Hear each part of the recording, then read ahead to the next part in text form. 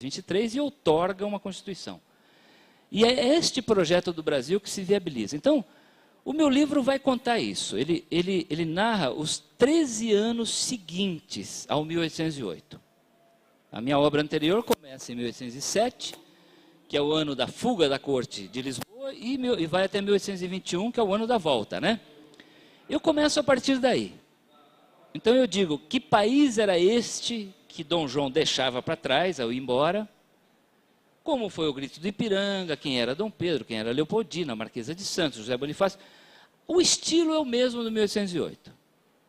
São capítulos relativamente curtos, um estilo leve, em que eu procuro misturar elementos pitorescos da história, e a história brasileira sempre tem coisas muito divertidas, muito curiosas, né? Com uma análise mais profunda, o que era a escravidão, o que era a dependência da Inglaterra.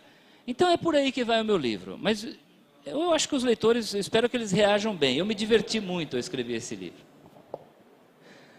Então, só essa parte que você falou, que o Brasil ficou nesse isolamento, e aí você usou de propósito, né?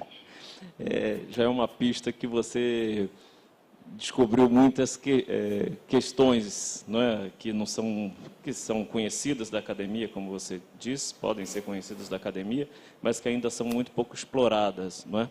Pelos historiadores. Mas eu ia partir assim, de uma visão que acredito que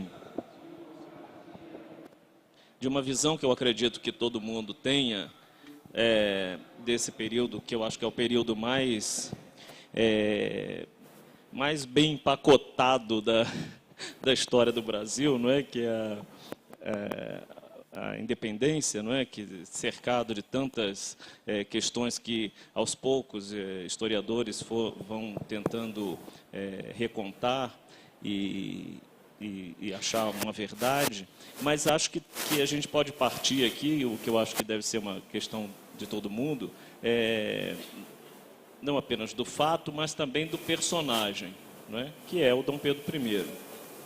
Então, que é esse personagem que, na nossa história, ele é talvez um dos mais folclóricos, não é? Com todas as suas questões, diamantes e tal.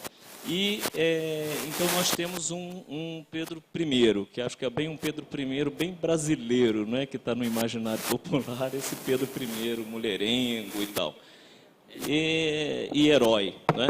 E Portugal tem uma outra imagem de Dom Pedro I, né? E a gente vai lá em Sintra, né? Você vê bem aquela árvore lá que está na coisa, e Dom Pedro, que é Dom Pedro IV, né? Dom Pedro IV lá, bem desvalorizadinho, lá, bem quase que querendo que Portugal quer esconder. Então eu partiria dessa minha primeira questão, quer dizer, o que o seu livro traz sobre esse personagem, se você vai mudar um pouco a imagem desse personagem, ou se você, com a pesquisa, só confirmou o que os brasileiros já acreditam, e também que você falasse sobre essa imagem do Dom Pedro lá em Portugal. Eu acho que tem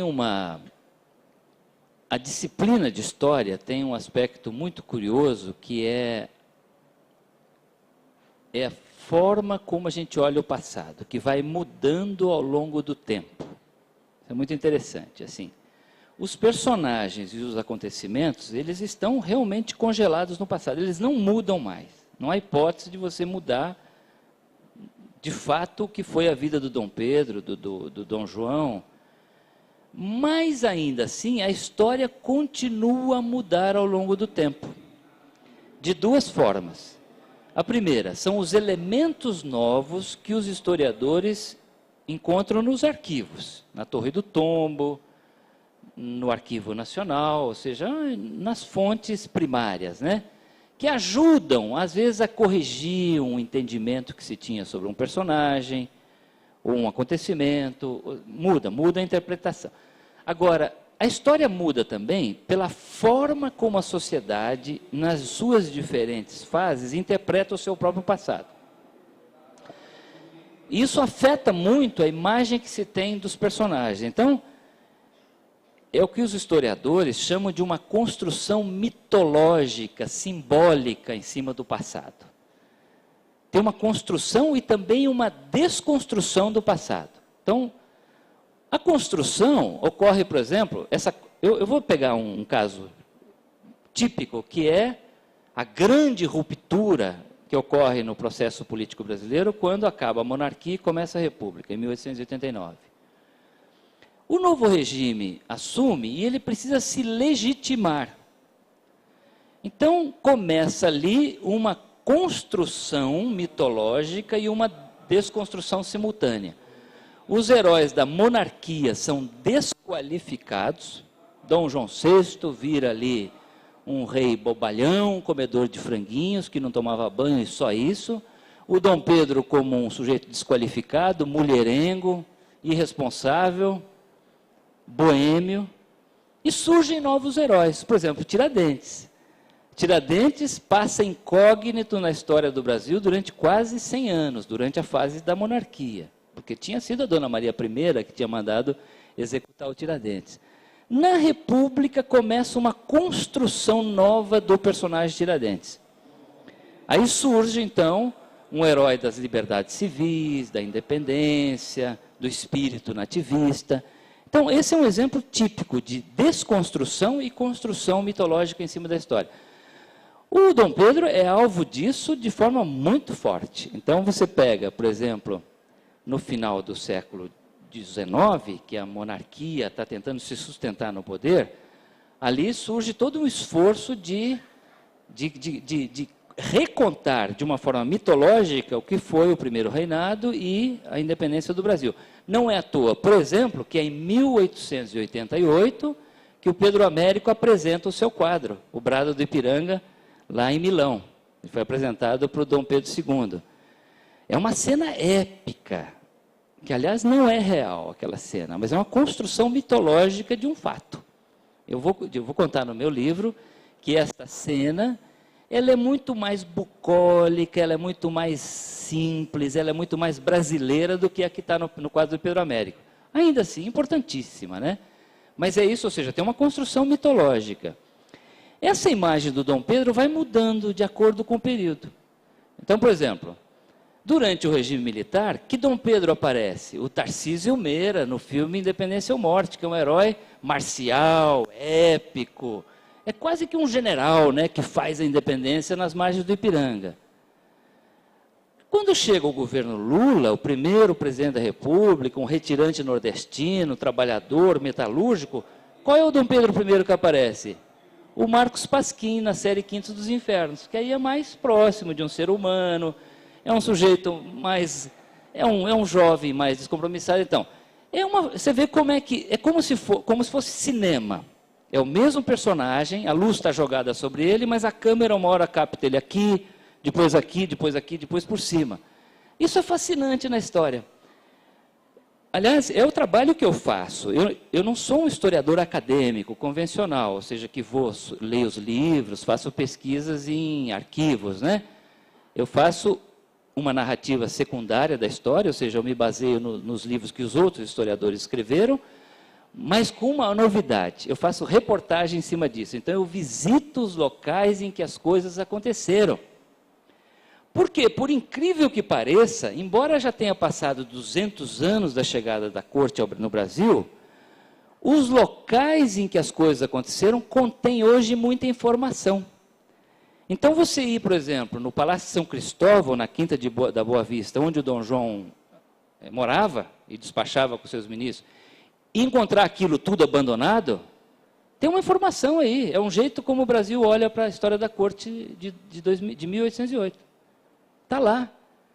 Eu fui agora para o próximo livro visitar o local da maior batalha da Guerra da Independência, que é a Batalha do Genipapo, ocorrida no dia 13 de março de 1823, numa localidade de Campo Maior, no interior do Piauí, a 70 quilômetros de Teresina. Morreram 400 brasileiros contra apenas 8 portugueses, porque era uma tropa bem treinada que tinha lutado contra Napoleão na Península Ibérica. Você chega lá hoje, está tudo abandonado no meio do mato. É uma floresta de carnaúba nas margens do rio Genipapo. As sepulturas estão no meio do matagal. E aí, isso é informação. Eu preciso contar isso. Aliás, imagina que houvesse uma batalha na Guerra da Independência dos Estados Unidos, em que tivesse morrido 400 americanos lutando ao lado do general Washington. Hoje seria um santuário mundial de turismo, de tal. No Brasil não, está tudo abandonado, está tudo esquecido, ninguém sabe o que é aquilo, raras são as pessoas que visitam. Então, esta é uma informação preciosa a respeito do passado, mas que está no presente. E aí o olhar de um jornalista ajuda a relativizar isso. Acho que é isso que é importante, né? Que não cabe, né, no pensamento europeu, por exemplo, você tem qualquer castelo, qualquer coisa onde tenha passado qualquer personagem histórico e não esteja lá em qualquer guia de turismo que a gente... Às vezes as pessoas até reclamam, quer dizer, o brasileiro não valoriza o seu patrimônio histórico, artístico e cultural. Está tudo abandonado, está tudo em ruínas, mas acho até natural. Porque as pessoas não conhecem a história, como é que eu vou valorizar uma coisa que eu não conheço? Se eu não conheço a minha história, por que eu vou eleger o vereador, o prefeito, o deputado, o governador que vai se preocupar em preservar aquele patrimônio histórico que está ali? O obelisco, o casarão colonial. Eu não conheço história, então eu vou eleger um vereador que vai fazer qualquer outra coisa, menos cuidar do patrimônio artístico e cultural brasileiro. Então, acho que isso também só muda à medida em que os brasileiros estudarem mais história. Aí, a nossa preocupação com a nossa herança também vai ser maior.